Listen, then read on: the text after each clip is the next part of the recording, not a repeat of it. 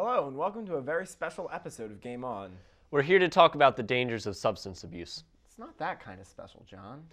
Oh, so then what makes it so special? It's the mega episode. Oh, a mega episode. That's like Megatron, right? Only if Megatron and Optimus Prime had babies. Well, if that's what you're into, I've got a fan fiction that you can check out. Oh, really? Mm-hmm. Send me a link. Okay, yeah, definitely, after the show. Awesome. Anyway, it's about strategy games. Oh yeah. I love strategy games. I'm so excited. I can't wait to talk about them for half an hour. Before we go any further, we'll have to explain what exactly an RTS is. We'll take the popular StarCraft II as an example. StarCraft II is an exercise in the art of army building. You begin each match with a home base building and 6 worker units. From there, you must collect resources and build buildings that create other units, such as soldiers, tanks, and other variants. There are 3 races to choose from: the human Terrans, the biomechanical Zerg, and the advanced Protoss. Like a giant game of rock, paper, scissors, each race has certain advantages and disadvantages. The Zerg have a very strong early phase but weak late phase. The Protoss are the converse, and the Terran are a middle ground with no advantages or disadvantages. Every RTS has a variation on this formula, and the variations can be limitless. Because these kinds of games are usually multiplayer-centric, we need a different rating system for such games. These criteria are skill ceiling, accessibility, meta-knowledge requirement, and time investment. Skill ceiling is the concept of the maximum amount of skill required to play a game.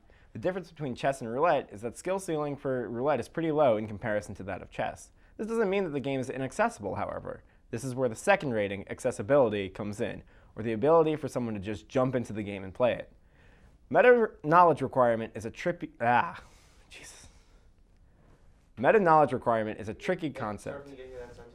Okay. Why is the camera switching? If we're Yeah, like I'm like. This wasn't on a good position on Nick, because nobody was. We're gonna put this. This is in post. There's gonna be video of StarCraft 2 going over on. him. Either way, Yeah, okay. He knows. He knows. Okay. Meta-knowledge requirement is a tricky concept. Meta-knowledge is the concept of a game outside of the game. In chess, there are a certain set of strategies that work with and against each other, and that's basically what meta-knowledge in games is. It's the amount of knowledge someone needs to have in order to effectively play the game on a competitive level, such as statistics for units, cooldowns for spells and powers. Cooldowns are the time it takes for an ability to recharge in order to use it again, health values, and various other things someone has to know in order to win. The last, and probably most important value we rate competitive multiplayer games on is time investment, or the amount of time it takes to get through the average match.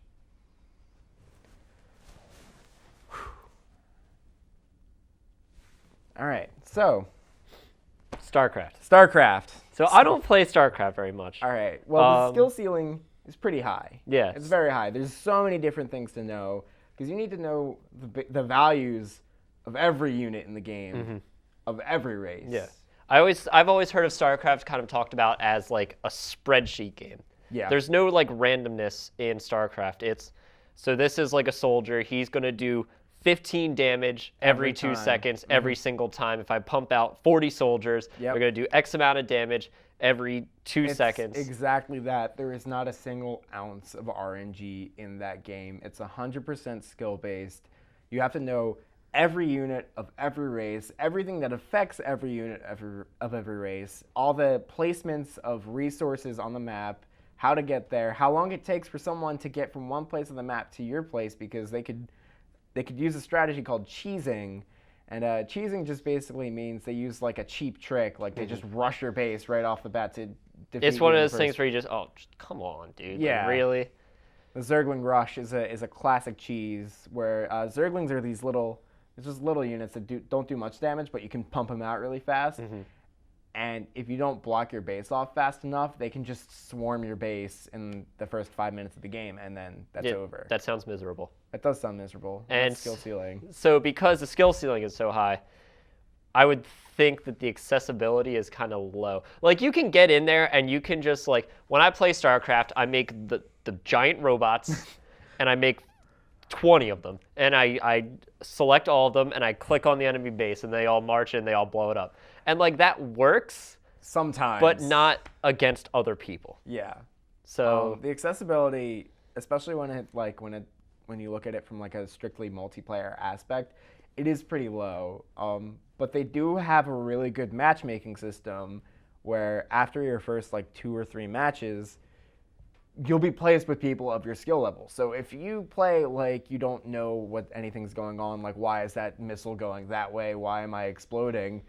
You'll be matched with other people who are thinking, why is that exploding on my face?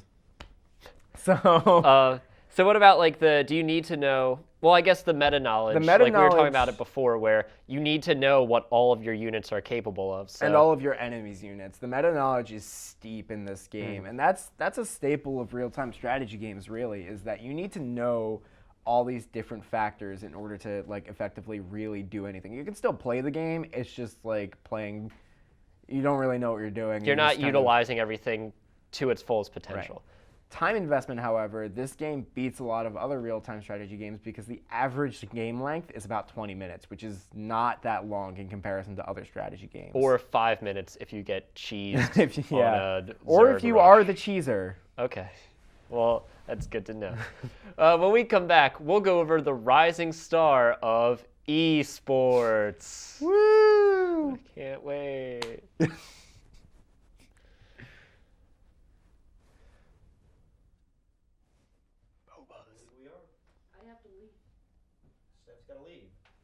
Where's Alex? He's doing prompter. Kevin, if you take camera 2, I can take camera 1. Yeah, Kevin, you can take camera 3. She's leaving. I'm taking 3. She's got to go. I don't think It's 3 is fine. gonna. 3 is probably fine. I don't think anyone really needs to be on. No, just have him on 3 to just. Yeah. You're just on camera 3 to make sure it doesn't go wonky. Pretty much, yeah. Don't move. Exactly. Right on the floor. Which one's 1 and which one's 2?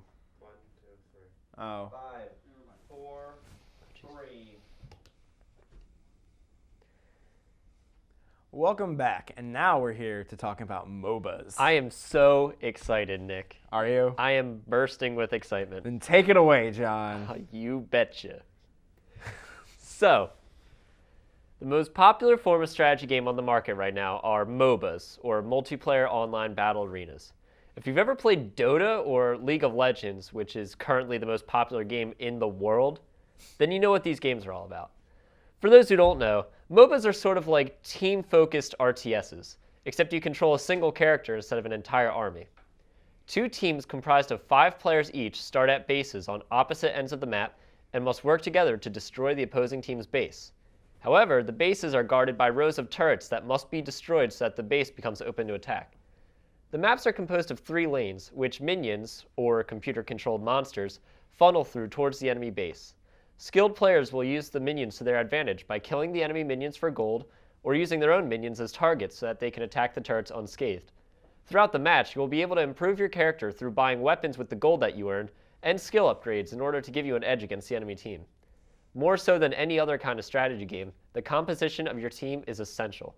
Since each team only has 5 people, every player has a vital role to play in the match. One player might play as a tough character that can withstand damage in place of their teammates, while another player might choose someone who can ambush enemy players with ease. With a combination of teamwork and skill-based play, a team will be able to push into the enemy base and destroy it, winning the match. So compared to StarCraft, the skill ceiling is a little low because obviously you only control one person instead of an entire army. Yeah, you kind of, like, you have to worry about, like, what else is going on kind of in the game. Like, you have to know, oh, well, my teammate's getting blown up at the top of the map. I should probably go up there. But for the most part, you've got one guy. You've got 4 skills. Like, there's not a lot you need to know besides how do I make my guy better so that I can kill other people. A good analogy I found for these, like the difference between these two games, is StarCraft is basically you're managing a war. And in games like League of Legends and Dota, you're the soldier or you're the general leading the charge. Yeah. That's basically how I view it. So skill ceiling is pretty low in comparison of like knowing everything, but individual, you have to control a character who has very special, distinct abilities. If you're not good, you can lose the match for your team. So it's like this kind of, it's like I would say it has like a medium skill ceiling because it's not as complex It's more as StarCraft. teamwork centric Yeah, than but you need to still kind of be on point if you want like your whole team to do well. basically you need to not die. Exactly. On the accessibility front, however, among other MOBAs and strategy games, it is one of the most accessible games ever. You can just sign up and you're in. You're good to go. There's no paying anything. Yeah. Well, for a lot of MOBAs, there are MOBAs that you do have to pay for, but I think the fact that like the reason why League of Legends is so accessible is because everyone can play it. Literally, all you do is you download it and you play it, and people who never played any sort of video games play League of Legends. It's just one of those things where you can get on, you play with some of your friends, and it's fun for, however long. And the UI, the interface is very user friendly. Yeah. They show you clearly with tooltips. They explain everything down to the T, what an ability does, what its values are, and what its interactions with everything else is. And when you click on it, you can see you can see the path like certain skills will take, or it's just very much user friendly. It shows you everything that you need to know, and sometimes even tips pop up, which is kind of it's good for kind of like getting new players up to speed.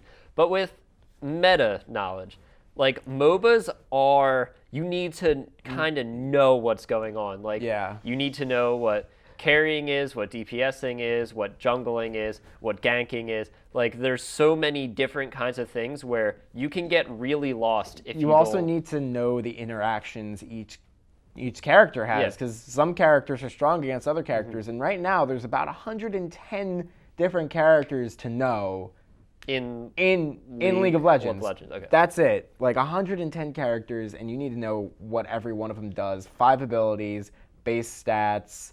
I mean, you don't need to know the base stats to do well. It just helps. Yeah, and you need to know like, well, if my guy's like a wizard, like I'm not gonna buy like a lot of. You're not gonna buy a giant for this sword. guy. Yeah, I'm not gonna buy a giant sword. I'm gonna do stuff that makes his magic better. Time management, however, this is where it lacks. You have to basically set aside 1 hour if you want to play this game, if you factor in queue times and getting in and out of lobbies. A typical game lasts like 40 minutes. Yeah. So it's not just I'm gonna hop on and just I've play seen for a games couple last minutes. like straight up 60 minutes to an hour. I've played games that have lasted 70 minutes. It's not fun at that point. Yeah. But then you still just, do it. You just want to die. You just want it to end. Just please, just stop this. But anyway, when we come back from the break, we'll have a discussion on the impact these two games have had on the world of esports.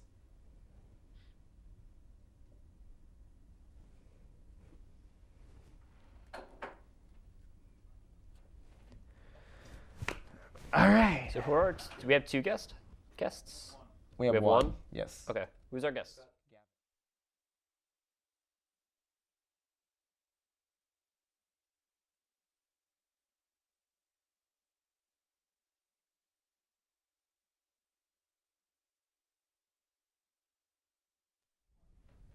Hello, and welcome back to Game On. I'm Nick. I'm John. And we are here with Gavin to our right, left, wherever. Hello. Whatever that is. We're here to talk about esports. Yeah. I love And esports. the impact that much. StarCraft 2 and League of... Well, not StarCraft 2, just the StarCraft franchise. Because StarCraft really put esports on the map. It's the granddaddy It of is the granddaddy. esports. StarCraft Brood War was still popular. People were still playing StarCraft Brood War in sanctioned tournaments for like the first year that StarCraft 2 had come out because people weren't sure if it was going to take off or not.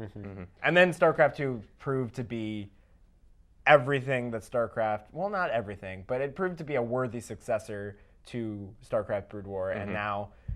And that's what really got the esports thing going. MLG picked it up, and streams started going around, and people were, were watching it, and people were sitting. I was at MLG Rally, and I was sitting there watching these people play the game. I didn't even know who anything was because my brother was all into the scene, and like it got me into it just watching things explode on a giant screen and people screaming. Wow, and shouting. look at the robots! They got the lasers! Whoa! Yeah, no, it was really cool. And Yeah, no, definitely. Like, I think one of the things that helps make StarCraft like so popular is that it is very like visually, like for someone who has no idea what's going on, they see like 50 giant robots walking across like a map using Right. lasers and blowing everything up. It looks really nice. Right. And on streams, it's easy. It's much more easily accessible than going to events because they have shoutcasters. They have people explaining it. They have color commentators. They have just everything. And that's what really makes a presentation of a sport is that, you know, the people presenting it. I remember at MLG Rally, there was just this tiny row of 5 computers and a little sign, League of Legends. And like they had their own like big screen, but it was off to the side. It had like maybe like 50 chairs max. There was like 20 people sitting there watching it. Most of the people were crowded around watching it. And like these are people that are now like ended up going to How times have changed. Now they're playing in the Staples Center. They are playing League of Legends. Okay, so I have my own personal opinions on esports, but they're like, no matter how I feel about it, they're selling out the Staples Center for their In tournament, an like hour. where the Lakers are playing. in an hour. That's insane. Like that's absolutely insane. When did you you said you played StarCraft, correct? Yeah. Did you ever get like really competitive into it, and did you ever? My friends are into it, and of course, I want to get on their level so I could play with them normally. So, of course, how do I get better, or how do I improve my game on something that is a pretty high skill gap, high skill level? So I actually looked online for it. I just started out on YouTube videos of professionals playing, and you just kind of watch them. And when I was watching it, and I'm comparing myself to them, and I'm like, all right, around 10 minutes, I have a good like 5 Marines, maybe a tank. And I watch them, and they are maxed out at 200, 200. And I'm just surprised about how good they are. And I thought, hey, if I copy some of the stuff they do, maybe I could show off to my friends. Maybe I can actually get into a pretty even battle with them. I think that sort of thing is kind of it's like this circle of esports becoming more and more popular where a lot of people play League of Legends, people get good at League of Legends, and then they watch these things saying, I want to get better at League of Legends. I want to see I want to see what they do. So as more and more people watch it, more and more people get better. Right. And so it's League of Legends blew up. Like it's the king right now. Like millions and millions of people play it every single day. Because Riot has been funneling money so hard into esports. They actually were losing money last year because of the amount of money they were funneling into esports to get the season 3 World Championships at Staples Center.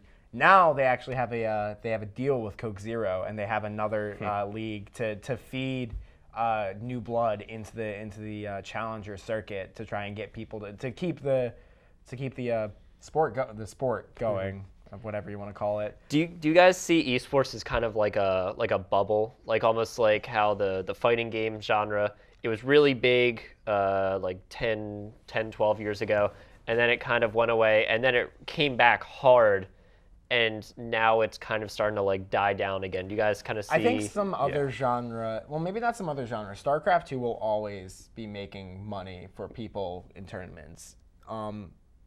The MOBA bubble will slowly start to pop as the concept of Eternal September, you know, where like as more people sign on to like online things, the older people are like, I'm getting sick of it, so they leave. So now there's this like, it just keeps on like kind of descending into mediocrity. It's not really mediocre at all, but what's going to happen is that there's going to be this influx of people to the point where like the old guard's going to leave and go find something else. And the old guard are really always the people who are so good at the game that they get other people in the game because it's like, wow, that guy just did like that crazy move where he jumped here, jumped there, kicked that guy halfway across the map and still landed everything perfectly. They're just going to find another game. Yeah, they're going to do impossible things on some other game you barely heard of, make that game popular. And I actually think MOBA, that genre, will actually stay popular for at least a few more years, if not even like 5 or 10, because it's actually still relatively new. I would say League of Legends is a new WoW. I wouldn't say it's the new WoW, but it's a new World of Warcraft because it's accessible. It gets people into the genre. It's got the cartoony like look that gets people who aren't normally into like super hardcore games into it. It's like, wow, that's such a cute little bunny rabbit. I want to shoot people to death with it. But actually, it kills you. But it actually kills you. And as well as just the general accessibility of it being free and just being able to download it. That's really what's keeping this genre alive, is the fact that nobody has had to pay $15 a month to play any of these games. Yeah. See, I feel like MOBAs are oversaturating the market right now. Oh, like yeah. look at Guitar Okay, Hero. hold on. and Let Rock me Band. list, because I've got like, all right, so it's Dota 2, League of Legends. And those are two big ones. Two Those big are ones. The two. Heroes of New Earth, which is almost dead. Yeah. Okay, that was a That's competitor done. of League of Legends, but it's almost dead. Heroes of New Earth, Awesome Knots, Smash Haven't heard Muck of that. Champions. What? There's, My friends keep sending me these Uh-huh. games. there's a Lord of the I Rings heard one. There's a Lord of the Rings one. There's Smite, I heard there's one. Smite. That's with Blizzard's gods. making one. Blizzard's Yeah. making Yeah. one for StarCraft 2, Uh-huh. like as a A mod. style, yeah. And DC Universe is making one, Infinite Crisis. That's 9 in the past year or two. Yeah, I don't know about you guys. When I see that, there's a new MOBA coming out, like I roll my eyes. I'm like, there's another MOBA coming out. So I think it's Yeah. going to be like the way Guitar Hero and Rock Band they were this huge explosion in popularity and everyone really liked play it. But then Guitar Hero Aerosmith came out, and Guitar Hero Van Halen, and Band Hero, and Rock Band Green Day, and Rock Band Beatles, and Rock Band 3, and all these games come out where eventually people are like, I'm done. The wanna big play it. two are always going to have dedicated fan bases. League of Legends and Dota 2 are always going to have people playing it, and they're never really going to die. But everything else, like, after a point, you are right that people are just going to get sick of it and move on to the next big thing. I feel like first-person shooters are going to make another comeback, because that first-person shooters are always like the interim kind of like competitive. It's like fighting games, first-person shooters, strategy games, first-person shooters. It's one of the bread and butter MOBAs, for it. first-person shooters. And I was actually going to start talking about first-person shooters because you were going to say that they kept coming out with a new one and a new one, maybe a different game in total in its entirety. And of course, you're just going to be like, oh, I don't want to move on to that. I want to stay on the one that I just got good in. I'm not going to move on to another really popular one. Yeah. I think only time is going to tell with Yeah. competitive things. But we're out of time. for this segment. Yes, for this segment anyway. So stay tuned for the next big segment where we'll go over more grand strategy games like Civilization and the Total War series. Yep.